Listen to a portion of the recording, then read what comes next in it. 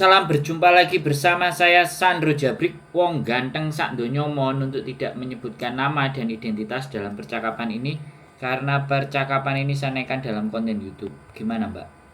Aku kudu piye Iya iki, Mbak? Mas, mau tanya ini Mas, ini kan teman saya nunggu visa di Indonesia, Terus terus ditolak sama imigrasi, sudah 2 bulan di Indonesia tapi ditolak, dikarenakan katanya sering ngebreak kontrak, katanya. Terus apakah yang majikan yang ngejeng itu apa bisa memohon ke imigrasi Mas? Untuk visanya bisa diturunkan gitu. jadi ini persoalannya adalah rekod ya. Iya.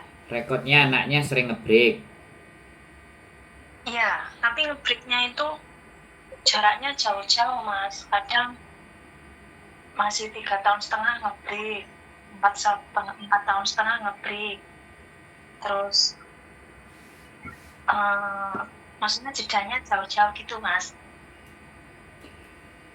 Sekarang kalau sampai tanya majikannya bisa bikin laporan atau apa atau semuanya, sampai nanyanya ke agent. Oh gitu ya Mas. Ya dong, agent yang menginformasikan ke majikan kalau masih mau dengan anak ini silahkan diperjuangkan. Tapi kalau enggak, agent pasti akan bilang udah ganti yang lain lagi, kamu tak ganti. Jangan anak ini. Gak ada masalah. Oh gitu. Oh Iya, iya makanya iya iya. suruh Iya. nanya ke agent. Bagaimana kelanjutan Oh gitu. majikan ini, gitu. Oh iya iya Mas. Ya Iya. karena dia ditolak selain sering ngebreak, kan bisa jadi laporan dari majikan-majikan yang lama itu 3 orang ceritanya nggak ada yang baik, ceritanya jelek semua, otomatis kan kena record dia. Oh iya iya iya. Makanya Gitu ya Mas. Oh dari cerita sampean sekali lagi, karena bukan anaknya sendiri yang mengkonfirm, ya kan, dan saya nggak tahu sejarahnya dia, maka jawaban saya itu hanya asumsi atau pendapat, bukan yang sebenarnya. Jadi sampean juga iya. nggak perlu dan nggak harus mengiyakan, tapi sampean melogika aja. Kenapa anak ini nggak bisa? Yang tahu jawabannya harusnya anaknya sendiri. Bagaimana Iya Mas. menyelesaikan kontrak dengan majikan yang pertama, majikan yang kedua, majikan yang ketiga misalnya, atau mungkin lebih dari 3, mungkin jaraknya 2 tahun, 3 tahun, atau jaraknya setahun, 1,5 bulan. Kan informasi yang saya dapat dari sampean kan minim. Iya iya iya iya. Karena Betul. keminiman Iya itu Mas. makanya saya tidak bisa menjawab secara pasti. Jawaban saya hanya Iya. asumsi dan pendapat. Pendapat bisa salah, asumsi bisa keliru. Yang tahu sendiri Iya. anaknya harusnya. Iya iya iya. Ya, makanya kan kita diskusi nih, ngobrol. Karena kadang teman-teman itu proses untuk menutupi agar dia bisa berangkat, dia kadang overstay, dia kadang utang nggak bayar, itu semuanya tidak disampaikan secara jujur. Akhirnya kalau dia tidak jujur, yang rugi agent, yang rugi PT, dan anaknya Iya sendiri iya. juga rugi Iya Mas. karena berharap Iya. sesuatu yang hampa, karena dia Iya. maksain. Saya juga ada, Mbak, saya kenal punya anak, rekodnya dia overstay, dia minta ngeyel proses, diproses dengan saya, sedangkan saya tahu rekodnya. Ya nggak kere saya, kamu boleh pakai yang lain, jangan pakai saya, karena saya tahu. Iya Mas. Iya iya. Saya makanya di sini dibutuhkan kejujuran, di sini dibutuhkan cerita, karena kan Iya Mas. banyak orang yang nggak mau mengakui kalau dia itu salah. Iya iya. Yang jatuh, yang Oh iya. rugi ya dirinya sendiri. Muspro gitu loh, Mbak. Mau dia mau bohongi model apa, catatan imigrasi Hong Kong itu tidak bisa berbohong. Dia bisa berbohong ke agent, dia bisa berbohong ke PT, tapi dia tidak bisa bohong ke imigrasi. Ini hebatnya Hong Kong. Iya iya. Iya, makanya sampean ketika bertanya sekali lagi, ini informasi saya minim loh dari sampean, cuman begitu aja. Iya. Kadang anak bertanya ke saya pun ngomong temennya padahal dirinya sendiri, ya nggak ada masalah buat saya. Yang kalau dia bohong kan yang salah bukan saya. Iya Mas. Yang ini memang teman saya yang nagih bisa di Indonesia. Saya tanya ngebreak berapa kali, katanya dari 2004 sampai 2024 sekarang itu 6 kali Mas ngebreaknya. 20 tahun itu 6 kali. Terus? Ya itu visanya. Terus gini Mbak, satu lagi catatan. Kalau sampean mau tahu faktornya apa, itu si imigrasi tidak meng-approve visanya dia. Dia pasti kasih keterangan dan surat kepada agen. Nah itu yang harus sampean baca. Karena ndak mungkin imigrasi itu menolak refuse ya. Jadi di imigrasi itu jawabannya cuma ada 3. Yang pertama on progress ya. On progress apa namanya Bian? Masih dalam proses. Lah ya on progress kan. Ongoing proses. Ongoing proses. Jawabannya itu yang pertama ongoing proses, yang kedua approve, yang ketiga refuse. Hanya 3 jawaban. Ini sudah bisa dipastikan. Kalau ongoing proses itu tidak ada keterangan. Kemudian approve tidak ada keterangan karena approve itu yang kita harapkan. Kalau refuse ini pasti imigrasi ngasih keterangan. Nah, ini yang penting buat agar sampai jadi tahu, dan tidak semua agent juga menginformasikan hal semacam ini. Tapi saya pernah 3 kali nggak 2 kali. Salah satunya saya pribadi. Saya juga tidak di-approve. Saya pernah proses dan tidak di-approve. Di-refuse dan dikasih alasannya banyak sekali pertanyaannya.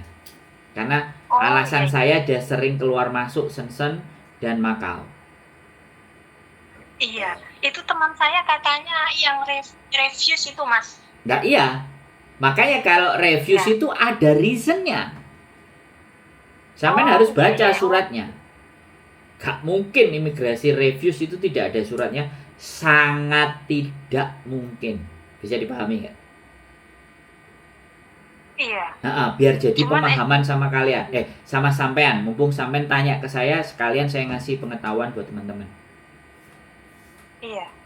Wong dia itu masih ngambang, masih ongoing proses, tapi anak ini pernah jualan gamis. Itu agennya dikirimin surat. Nah, ketika agennya dikirimin surat, ya kan, agennya ngomong ke PT. Dan anak ini waktu proses sama saya dia nggak jujur. Kalau dia pernah jualan gamis terus tertangkap di kantor polisi. Untungnya sekali lagi PT saya dan agen saya itu bisa memperbaiki itu, membuat report. Baru anaknya didedes. Kamu itu ndak jujur gitu. Dimaki-maki, dimarahin. Dah, sekarang kamu nulis pernyataan, kamu tanda tangan di sini. Nah, pernyataannya dikirim, habis dikirim diterima sama agen di fax kan. Habis di fax dikirimkan ke imigrasi. Visanya turun, Mbak. Saya pernah. Dan sampai saat ini dianya masih di Hong Kong dan janjinya mau nemuin saya. Awal proses itu telepon, Mas gimana Mas, bala. Sekarang kabarnya nggak ada. Itulah manusia, Mbak. Iya, kalau sudah sukses lupa ya Mas. Nggak, kalau dia punya masalah dia cari. Tapi dia selesai masalah nggak mau laporan. Padahal saya dulu ngomong, dia janji sama saya. Iya nanti saya mau cerita, mau podcast. Nggak tahu, kita tunggu apakah janjinya nanti mau sampai di bawah mati atau dia cepat menyadari. Mudah-mudahan kalau dia nonton konten saya mengingatkan dan menagih janji, karena janji adalah hutang. Tapi ya sekali lagi kalau dia nggak mau, saya nggak pernah mau maksa. Hidup ini di enjoy aja. Jadi kita mengambil pembelajaran yang terbaik. Nah sekarang sampean mau nanya apa lagi? Ayo kita diskusi, ayo ngobrol. Mumpung sampean nanya. Mumpung ada waktu, dari kemarin kan nelpon 2 kali, saya nggak bisa angkat. Iya, itu. Gimana? Ayo. Udah Mas, itu aja. Oh, itu aja. Kamu tanya lagi, ini waktunya masak, Mas. Oh iya, Terima sorry. kasih ya, Mas. Ya aku tahu. Sebenarnya masak, tapi karena sampai urgent 2 kali tak teleponnya. Ya sudah, selamat masak Terima dan kasih. sehat selalu buat Iya, sampean ya. Oke. iya. Bye-bye. Bye bye. Assalamualaikum warahmatullahi wabarakatuh. Oke teman-teman semuanya ya, sekali lagi saya sampaikan ya, banyak hal dan sekali lagi informasi yang saya terima itu belum tentu lengkap, dan sekali lagi saya bilang, apa yang saya sampaikan belum tentu benar, bisa jadi asumsi. Tinggal bagaimana kita mau menelaah dan menalar secara logika, kira-kira apa yang saya sampaikan itu masuk di akal enggak. Kalau masuk di akal monggo silakan dipakai, kalau enggak masuk akal abaikan dan skip saja. It's not problem, itu bukan menjadi persoalan. Yang jelas sampai nelpon saya, kalian nelpon saya itu ngajak diskusi ya. Sekali lagi bukan curhat, ngajak diskusi. Kita balik ya. Jadi saya disclaimer, di tempat saya ini bukan curhat, tapi diskusi bagaimana memecahkan persoalan. Dan saya jangan diajak gosip, sekali lagi ngerasani orang lain. Jadi kalau kalian telepon ke saya, itu masalahnya Anda, dan sampai ngomong dengan saya, kita selesaikan masalahnya Anda. Jangan membicarakan tentang masalahnya orang lain kepada kita. Nah, termasuk mbaknya tadi, salah satunya adalah membicarakan masalahnya orang lain. Tapi karena mbaknya ini mengkonfirmasi, ingin ngobrol dengan saya apa alasannya, ya saya jawab. Dan sekali lagi, jawaban saya belum tentu benar, karena bukan mbaknya yang kena masalah, yang masalah temennya. Mungkin dia tanya temennya nggak mau nelpon saya, atau nggak ngerti channel saya, atau mbaknya yang tahu channel saya.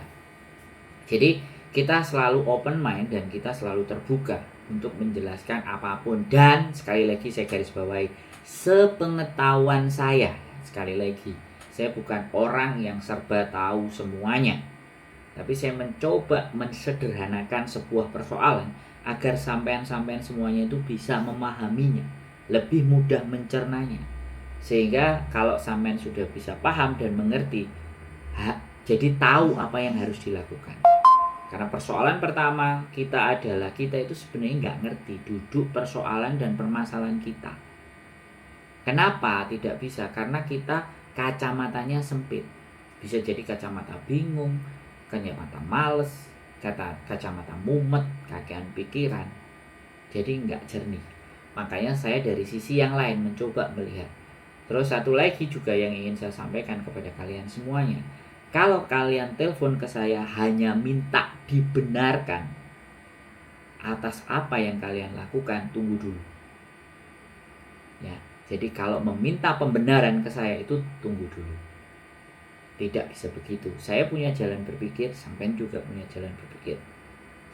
Kalau sampean minta dibenarkan, berarti menganggap aku tuh benar. Makanya gue kudu membenarkan apa omongan saya, tidak bisa begitu. Makanya disitulah bedanya, ya.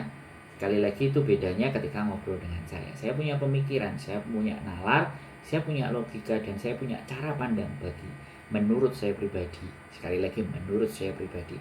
Tapi ketika menyelesaikan persoalan sampean, maka saya akan melihat situasi-situasi dan keadaan-keadaan dalam diri sampean. Saya tanyakan dulu, supaya solusinya itu tepat menurut sampean, bukan menurut saya.